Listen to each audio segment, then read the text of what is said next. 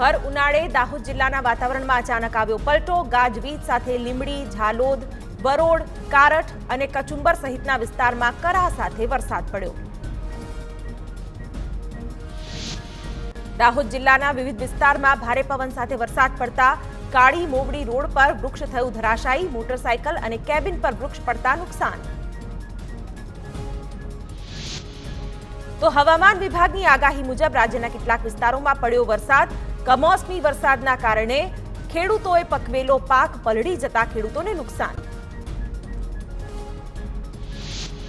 છોટાઉદેપુરના વિવિધ વિસ્તારોમાં પડ્યો વરસાદ. કવાંટ, નાની ટોકરી, મોટી ટોકરી, મોટા ઘોડા પંથકમાં વરસાદ. વીજળીના કડાકા સાથે વરસાદ પડતા મકાઈ, તુવેરના ઊભા પાકને નુકસાનની ભીતિ. બનાસકાંઠા જિલ્લાના અમીરગઢ, વિરમપુર વિસ્તારમાં ગાજવીજ સાથે કમોસમી વરસાદ પડ્યો. વરસાદના કારણે ખેડૂતોના પાકને નુકસાન થવાની ભીતિ. તો હવામાન વિભાગે 11 અને 12 એપ્રિલે વરસાદ પડવાની કરી હતી આગાહી. બનાસકાંઠાના અંબાજી પંથકમાં કમોસમી વરસાદ. બપોર પછી ગાજવીજ સાથે વરસાદનું આગમન. ધીમી ધારે વરસાદ થતા ગરમીથી આંશિક રાહત. માવઠાના પગલે ખેડૂતોની ચિંતામાં વધારો. ખેતરોમાં પડેલા પાકને લઈને જગતનો તાત ચિંતાતુર. અરવલ્લી ભિલોડા પંથકમાં કરા સાથે પડ્યો વરસાદ. મઉ, લીલછા સહિતના અનેક વિસ્તારોમાં વરસાદ. ભર ઉનાળે માવઠું થતા ગરમીથી આંશિક રાહત. કમોસમી વરસાદના પગલે ખેડૂતોને પાક બગડવાની ચિંતા. ઉનાળાની આકરી ગરમી વચ્ચે કમોસમી વરસાદની આગાહી. 2 દિવસ બાદ 13, 14 અને 15 એપ્રિલે રાજ્યના કેટલાક ભાગોમાં હળવા વરસાદી ઝાપટા પડવાની શક્યતા. દક્ષિણ ગુજરાત, ઉત્તર ગુજરાત અને સૌરાષ્ટ્ર કચ્છમાં પડી શકે છે વરસાદ. 13 એપ્રિલે દક્ષિણ ગુજરાતના નવસારી, વલસાડ, સુરત, ભરૂચમાં વરસાદની આગાહી કરાઈ. તો ગીર સોમનાથ અને કચ્છમાં પણ 13 તારીખે હળવા વરસાદી ઝાપટા પડવાની હવામાન વિભાગની આગાહી. 14 એપ્રિલે નર્મદા, છોટાઉદેપુર, દાહોદ ઉપરાંત ઉત્તર ગુજરાતના અરવલ્લી, સાબરકાંઠામાં વરસાદની શક્યતા. કચ્છ અને ગીર સોમનાથમાં પણ વરસાદ પડી શકે. થંડરસ્ટ્રોમની અસરના કારણે ભારે પવન ફૂંકાવાની શક્યતા વ્યક્ત કરાઈ. 5મા દિવસે એટલે કે 15 એપ્રિલે સાબરકાંઠા, મહીસાગર, અરવલ્લી અને દાહોદમાં વરસાદ થવાની હવામાન વિભાગે આગાહી કરી. વેસ્ટર્ન ડિસ્ટર્બન્સના કારણે રાજ્યમાં 3 દિવસ વરસાદી માહોલના કારણે હવામાન વિભાગે આપી આગાહી.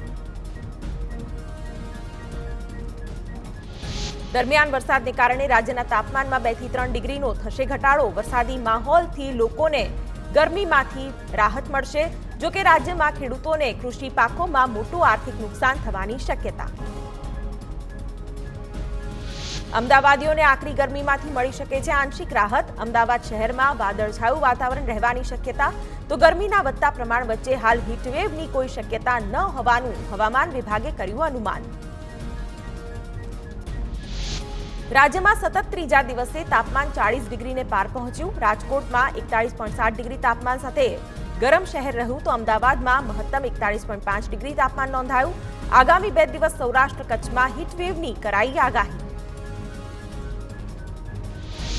કાળઝાળ ગરમીના કારણે રાજ્યમાં બીમારીના કેસમાં પણ વધારો નોંધાયો. છેલ્લા 9 દિવસમાં 1500થી વધુ લોકો બેભાન થયાના કેસ નોંધાયા. વધતી ગરમીને કારણે 108 ઇમરજન્સી સર્વિસને 7000થી વધુ કોલ મળ્યા.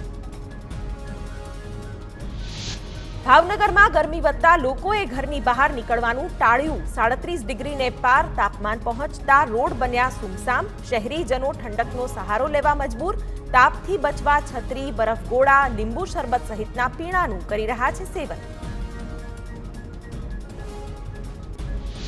અમદાવાદમાં ગરમી વધતા વાહન ચાલકો માટે એએમસીએ સિગ્નલ પર સ્પ્રિંકલર ગોઠવ્યા.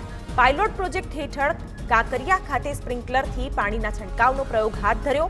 સિગ્નલ પર ઉભેલા વાહન ચાલકોને ગરમીથી રાહત આપવાના મનપાનો આ નવતર અભિગમ. અમદાવાદમાં ગરમીનું પ્રમાણ વધતા એએમસીએ હીટ એક્શન પ્લાન તૈયાર કર્યો. શહેરમાં 600થી વધુ પાણીની પરબ ચાલુ કરી બપોરના સમયે ગાર્ડન ખુલ્લા રાખવાનો નિર્ણય કરાયો. 144 બીઆરટીએસ બસ સ્ટેન્ડ અને 19 એમટીએસ ડેપો પર પાણીની સાથે ઓઆરએસની વ્યવસ્થા પણ પૂરી પડાશે. પૂર્વ ગીર વિસ્તારમાં સિંહોને ગરમીમાં પાણીની સુવિધા આપવા 254 જેટલા પોઈન્ટ ઊભા કરાયા. વન વિભાગની ટીમોએ ગીરના સિંહો માટે કૃત્રિમ તલાવડીઓ તૈયાર કરી પાણીના પોઈન્ટ પર જંગલ ખાતાના અધિકારી સતત રાખી રહ્યા છે નજર. પર્યાવરણ પ્રેમીઓએ કરી વન વિભાગના કાર્યની પ્રશંસા. વડોદરાના ગેલોડ રેસ્ટોરન્ટમાં નાસ્તામાં નીકળ્યા જીવડા. નાસ્તો કરવા આવેલા ગ્રાહકના ઢોસામાંથી જીવાત નીકળી. પાલિકાની ખાદ્ય શાખાની ટીમની કાર્યવાહી પર ઉઠ્યા સવાલ. કચ્છના ભુજમાં નાગોર ફાટક પાસેથી ગાંજાના જથ્થા સાથે 3 લોકોને પોલીસે ઝડપ્યા. નંબર પ્લેટ વિનાની કાર અને ગાંજાના જથ્થા સાથે 2 પુરુષ અને 1 મહિલા ઝડપાઈ છે. 1 કિલો ગાંજા સહિત 11 લાખનો મુદ્દામાલ જપ્ત કરી પોલીસે એનડીપીએસ એક્ટ હેઠળ ગુનો નોંધી વધુ તપાસ હાથ ધરી. વડોદરા શહેરના વાઘોડિયા વેસણિયા ગામ પાસેથી ગાંજાનો જથ્થો ઝડપાયો. પોલીસે 2 કિલો 76 ગ્રામ ગાંજાનો જથ્થો ઝડપી પાડ્યો. ગ્રામ્ય એસઓજીએ આરોપી પંકિત રાવળની ધરપકડ કરી તપાસ હાથ ધરી. વડોદરા શહેરમાં કોરોના અને સ્વાઇન ફ્લૂના વધુ 3 દર્દી નોંધાયા. સયાજી હોસ્પિટલમાં કોરોનાનો 1 અને H1N1 સ્વાઇન ફ્લૂનો 1 દર્દી દાખલ થયો. દોડકા ગામના 72 વર્ષીય પુરુષને જ્યારે કિશનવાડી વિસ્તારના 63 વર્ષીય મહિલા સ્વાઇન ફ્લૂની ઝપેટમાં આવ્યા. સુરતના ડિંડોલીમાં રહેતા 80 વર્ષીય વૃદ્ધાનો સ્વાઇન ફ્લૂ રિપોર્ટ પોઝિટિવ આવ્યો. સ્વાઇન ફ્લૂનો પોઝિટિવ કેસ આવતાની સાથે આરોગ્ય વિભાગે કામગીરી હાથ ધરી. આસપાસના અંદાજિત 200 ઘરોનો સર્વે પણ કરવામાં આવ્યો. સ્વાઇન ફ્લૂ એક સિઝનલ ફ્લૂ હોવાનું આરોગ્ય અધિકારીએ જણાવ્યું. સુરતમાં સચિન અને ગોડાદરા વિસ્તારમાં ઝાડા ઉલટીથી 2 લોકોના મોત નીપજ્યા. સચિન વિસ્તારમાં 2 વર્ષીય બાળકનું સારવાર દરમિયાન મોત થયું, તો ગોડાદરામાં 28 વર્ષીય મહિલાનું પણ ઝાડા ઉલટીથી તબિયત લથડ્યા બાદ મોત નીપજતા આરોગ્ય વિભાગ દોડતું થયું. બનાસકાંઠામાં સોના ચાંદીના વેપારી પાસેથી 1 કરોડની રોકડ પકડાઈ.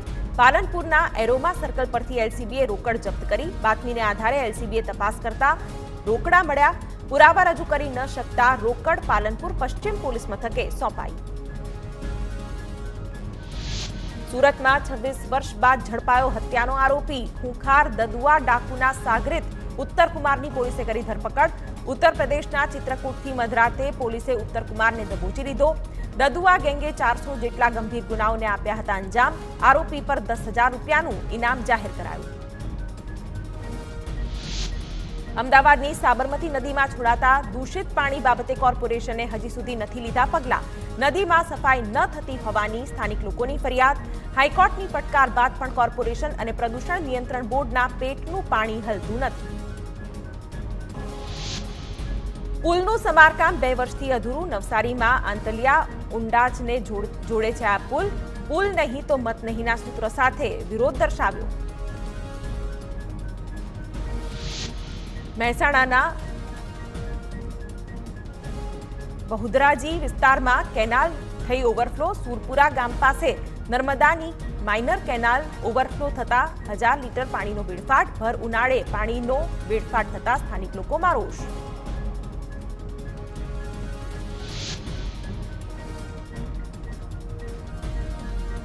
લોકસભાની ચૂંટણી પહેલા કોંગ્રેસના પૂર્વ નેતા રોહન ગુપ્તા ભાજપમાં જોડાયા. અમદાવાદ પૂર્વ બેઠક પરથી કોંગ્રેસે આપી હતી ટિકિટ. તેમ છતાં 21 માર્ચે રોહન ગુપ્તાએ પિતાની તબિયતનું કારણ આગળ ધરીને કોંગ્રેસમાંથી આપ્યું હતું રાજીનામું.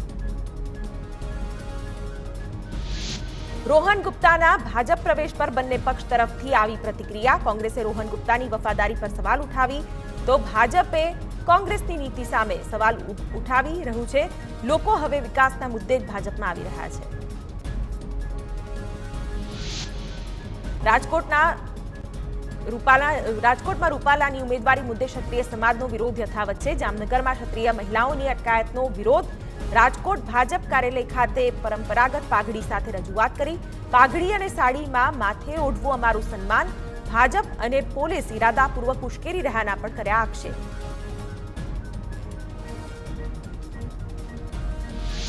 રાજકોટમાં ક્ષત્રિયોના વિરોધ વચ્ચે ભાજપ ઉમેદવાર પરસોત્તમ રૂપાલાનો પૂરજોશમાં પ્રચાર. સંત કબીર રોડ પર રૂપાલા કાફલા સાથે ડોર ટુ ડોર પ્રચારમાં જોડાયા. ભરત બોગરા, ઉદય કાનગડ, રામ મોકરિયા સહિતના સ્થાનિક નેતાઓ અને કાર્યકર્તાઓ પણ પ્રચાર અર્થે જોડાયા. વડોદરામાં ડભોઈ પંથકના અનેક ગામોમાં રૂપાલાના વિરોધમાં ભાજપની પ્રવેશબંધીના બેનર લાગ્યા. 15થી વધુ ગામોમાં ભાજપ માટે પ્રવેશબંધી ફરમાવાઈ હતી. જૂના માંડવામાં રૂપાલાનું પૂતળા દહન કરીને નાગડોલ અને છત્રાલ ગામમાં સૂત્રોચ્ચાર કરીને ગામમાં બેનર લગાવાયા. પરસોત્તમ રૂપાલાના વિવાદમાં વિશ્વ હિન્દુ પરિષદે પોતાનો મત રજૂ કર્યો. વિહિપ મંત્રી અશોક રાવળે કહ્યું કે દેશમાં રાજા રજવાડાઓનું મોટું યોગદાન, રાષ્ટ્રહિતને ધ્યાનમાં રાખીને મોટું મન રાખી સમાધાન થાય. સમાજ ઈચ્છે તો રૂપાલા ફરી માફી માંગશે. જૂનાગઢમાં ભાજપ કોંગ્રેસના ઉમેદવારો એક સાથે સોફા પર બેઠા હોવાનો વિડીયો થયો વાયરલ. વિસાવદરના રામપરા ધાર્મિક કાર્યક્રમમાં એક સાથે જોવા મળ્યા. કોંગ્રેસના હીરા જોટવા અને ભાજપના રાજેશ ચુડાસમા એક સાથે જોવા મળ્યા. જામનગરમાં પરસોત્તમ રૂપાલા વિરુદ્ધ ક્ષત્રિય સમાજનો રોષ યથાવત. યુવાનોએ રૂપાલાના પૂતળાનું દહન કરી વિરોધ નોંધાવ્યો. રાજકોટ કાલાવડ હાઈવે પર ચક્કાજામ કરી પ્રદર્શન કર્યું. રૂપાલાની ટિકિટ રદ નહીં થાય તો ભાજપને વોટ નહીં મળે તેવા શિસાદ ગામમાં બેનર લાગ્યા. જામનગર શહેરમાં ભાજપના કાર્યક્રમના ક્ષત્રિય સમાજની મહિલાઓએ કર્યો વિરોધ. બુલન મિલ વિસ્તારમાં ભાજપ આયોજિત કાર્યક્રમ શરૂ થાય તે પહેલા ક્ષત્રિય સમાજની મહિલાઓએ વિરોધ દર્શાવ્યો. કાર્યક્રમ માટે ગોઠવાયેલી ખુરશીઓ પણ મહિલાઓએ ઉલાળી હતી. અમરેલીના સાવરકુંડલામાં રૂપાલાના વિરોધમાં બેનરો લાગ્યા. લુવારા અને ગોરડકા ગામમાં કાઠી ક્ષત્રિય સમાજના યુવાનોએ ભાજપના નેતાઓની પ્રવેશબંધીના બેનર લગાવ્યા.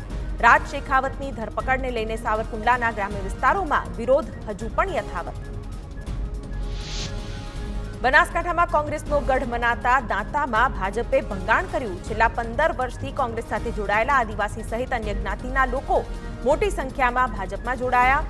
પૂર્વ ધારાસભ્ય ગોવા દેસાઈએ કેસરીયો ખેસ પહેરાવી તમામનું સ્વાગત કર્યું.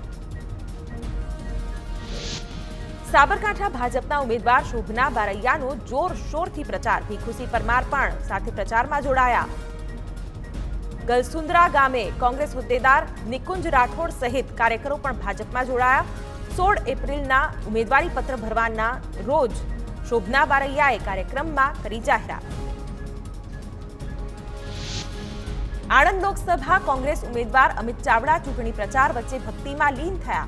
આણંદ બેઠક પર પોતાની જીત માટે પૂજા અર્ચના કરી. વડોદરાના અનગઢ સ્થિત મહીસાગર નદીના કિનારેમાં મસાણી મંદિરે ધ્વજારોહણ કરી મહીસાગર નદીની પૂજા વિધિ પણ કરી. રાજકોટ લોકસભા બેઠકને લઈને કોંગ્રેસનું કોકડું ગુંચવાયું. રૂપાલાની ટિકિટ કપાય તો પરેશ ધાનાણી ઉમેદવારી ન નોંધાવે તેવો ઘાટ રચાયો. રાજકોટથી રૂપાલા જો ન લડે તો કોંગ્રેસના ઉમેદવાર તરીકે ડોક્ટર હેમાંગ વસાવડાના નામની ચાલી રહી છે ચર્ચા. સુરેન્દ્રનગરમાં સોમા પટેલે કોંગ્રેસ પક્ષના તમામ સભ્યપદેથી આપ્યું રાજીનામું. કોંગ્રેસ પ્રદેશ પ્રમુખ શક્તિસિંહ ગોહિલને લેખિતમાં આપ્યું રાજીનામું. સોમા પટેલે રાજીનામું આપતા જિલ્લાના રાજકારણમાં ફરી ગરમાવો. દાહોદમાં દેવગઢ બારિયાના વધુ એક શિક્ષક ભાજપની સભામાં નજરે પડ્યા. રૂઆબારી માધ્યમિક શાળાના આચાર્ય હરીશ પટેલ ભાજપના ખેસમાં જોવા મળ્યા. નેતાગીરીના રૂઆબમાં અગાઉ ફતેપુરાના પ્રાથમિક શિક્ષકે પણ કર્યો હતો આચાર સંહિતાનો ભંગ.